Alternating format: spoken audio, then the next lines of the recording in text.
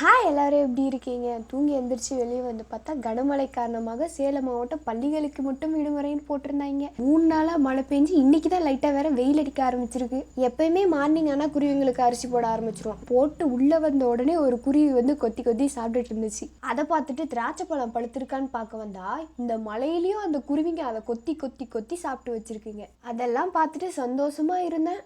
வாந்தி வர ஆரம்பிச்சிருச்சு. அந்த மலையை பார்த்தீங்களா? அந்த மலைக்கு கீழே அது மேகமோ பனிமூட்டமோ தெரில, எவ்வளோ அழகாக இருக்குல்ல.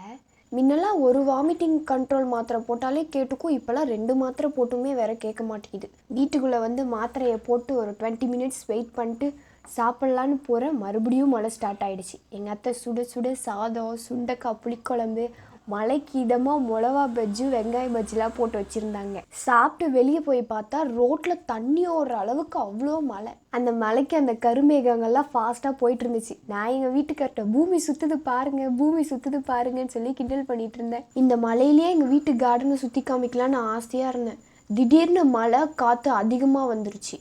புதினா தான் அல்டிமேட், சூப்பரா கொடுத்துருக்கு. நான் அடுத்ததான் வீட்டுக்கு சந்திக்கிறேன். தொடர்ந்து இணைப்பிலர்கள். இது ஷீஸ்பி விளாக்ஸ். உங்கள் ஊரில் மழை வந்தால் வெயில் அடித்தான்னு கமெண்ட்ஸில் சொல்லுங்கள். பாய்.